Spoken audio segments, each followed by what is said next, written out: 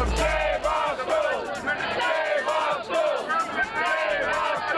chancellor, new teachers' tenure guidelines, and a new list of school closings. Find out how these changes will affect your students' education. This and so much more in our first edition of NTV.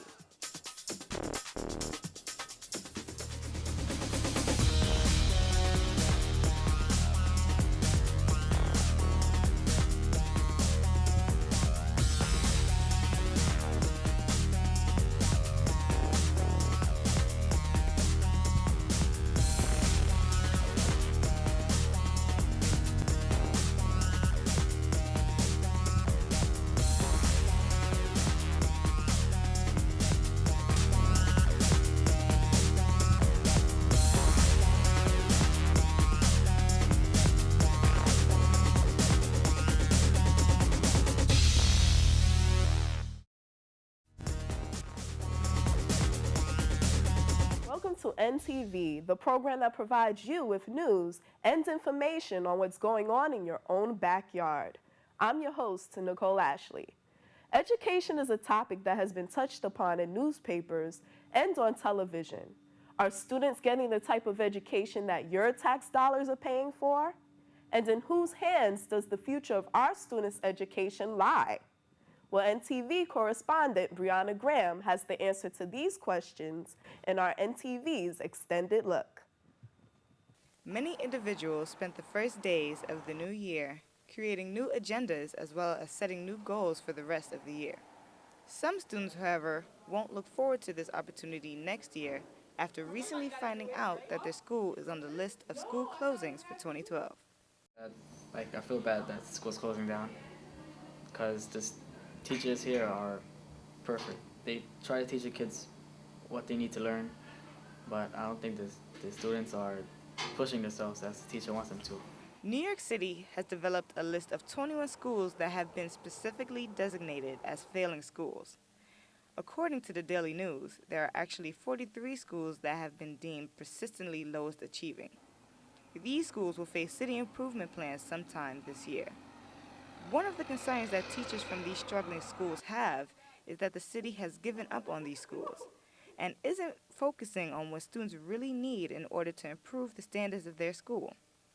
Teachers feel that there should be programs placed in these schools to help students prepare for college. Based on what I've seen, because I keep in touch with a lot of students in the last years, they find that when they get even to a CUNY school, they're not doing that well.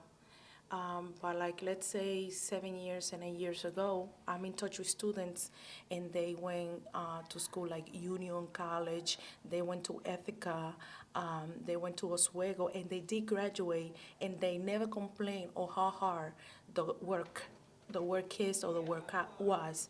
But in the last years, the students do complain that they're not doing that well, or they end up going to a 2-year college because obviously they don't have the average, and they're not prepared strong for the challenges that awaits them in a college. One of the schools that is on the list of school closings is Kennedy High School. Their school is preparing to possibly close its doors in 2014. I got to sit down with the principal from one of the schools on Kennedy High School's campus, and he shared his point of view about what will happen if the school closes and what he feels students might be lacking in this 5-minute interview. Many students are getting mixed messages from the media, mixed messages from reality shows, mixed messages from athletes, mixed messages from entertainers. And many people are saying that there's a quick road to success and that education is really not needed. But it's very important that students know how to create options even when options do not exist. For my 15 years of experience here in the Bronx, specifically in District 10, where we definitely have many, many challenges in terms of the Bronx has some of the higher need categories in terms of more students with IEPs, more students who are English language learners, and sometimes more students who enter high school over age and undercredited. But it's been a fascinating 15 years because I've had the opportunity to help change generations. And I'm a firm believer that once you show students how to really become lifelong learners and you turn them on to learning, that we have the opportunity to really change the world. So, do you think kids are just settling with just skating by and passing? I think many students are responding or reacting to their environments in terms of whether or not they see the value in completing not only high school but completing college. And so once again, I think we all have to be consistent. We have to be consistent as a nation that education is important. Not only high school, but that formal education at the 4-year bachelor's degree is significant in today's economy. And that really should be the foundation that we're looking at. So that, once again, I'll go back to that we need to change the compulsory age and compulsory education laws that require students to do more than just get a high school diploma at this stage of game. There's a lot of antics and unruliness, at least in my school. Sure. And there's a really bad relationship between the students and staff, and I think that contributes to the culture. And so I don't think there's one person to blame. Sure. Of course not, but I think that the culture of the school is a huge part of why these kids aren't getting the education they need, at least in my school. And I think that if the students and staff understood each other more and respected each other more in their jobs and what they do, then I think it would be a lot easier for students in my school to actually, have a nice education. So culture and climate are very important to the academic progress of students, and it takes both staff and students, as you said, to definitely be able to set high expectations and for students to know what those expectations are. An academically rigorous environment, I think, helps to curtail the antics that you're talking about. And that's why here at Beta, I think it's very, very important that we spent the first few years when I became principal of the school on trying to establish a culture of high expectations that teachers had and that students knew that we had for them, so that way every single day, from the school aides to the secretaries, from the teachers, assistant principals, and principals, they heard the same message, that we expected them to not only graduate high school with a Regents diploma, but advanced Regents diploma and get what they need to be prepared for college. Now that doesn't happen with 100% accuracy, but when you really make it the goal that that is the culture of the school that you want, then more students really believe it. And so I think the culture and climate is very important. And it does take both work on the students and staff part to respect each other and make sure that we're all on the same page of doing what's best for the education of children. What do you think about the future of education? I think we're still realistically far behind the 8 ball. Because we're still moving at a slow pace when it comes to technology. We're not allowing students enough to really show what they know and really to learn through their strengths in the digital age. And so where I think we should be heading in terms of an education is students being more self-directed with the tools that we have, because we wait on the adults who are really further behind. The kids are more advanced than we are when it comes to using many of these new age technologies and these gadgets. And so we need to have a shift. We need to really have a shift in terms of how students are being taught. And until that shifts happen, I'm really afraid that we're going to always be behind the 8 ball in terms of other developed nations. So I think that while more technology and more information is being readily available, the future of education needs to shift to where we really are allowing students to be innovative and be self-directed of their learning. What is your most positive memory that you have while working in the education system? My most positive memory. There are many. There definitely are many, and I can think right now. There's a young lady, Karina Richards, who's a graduate of Kennedy High School, and who I taught when she was in 10th grade. And Karina was dead set on going into physical therapy. She knew as a 10th grader, physical therapy is what she wanted. She had already researched a college, and she knew what she needed to get there. She was accepted into college, and she went and she worked through. She came from a single parent home, but she did what she needed to do academically to be prepared for college, and she not only went and got her bachelor's, but she also got her master's. And so when I think about the willingness when some particular students have it made up in their minds, and then giving them the structure and the resources they need to succeed, I know that more Karina Richards exists in the Bronx, and I'm committed to making sure that we can get more students to not only finish high school but be college ready. How do you feel about Kennedy closing in 2014? Officially? Possibly. Yeah. Possibly close it. It's a very, very difficult conversation, because for the first 10 years of my profession was spent at Kennedy. I was a Kennedy English teacher, I was the U of T delegate at Kennedy, I was a coordinator of the Communications Institute, assistant principal, and I did fashion shows, talent shows, and pageants at Kennedy.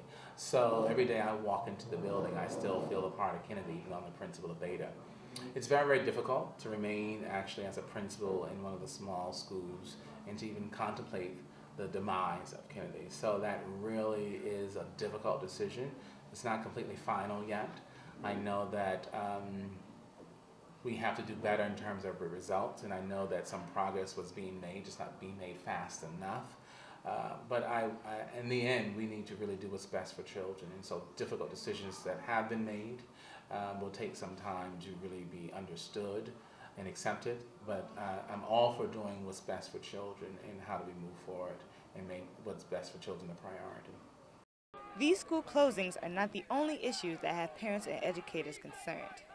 Newly elected school chancellor Kathy Black spent her first days in office last month visiting one school from each of the 5 boroughs.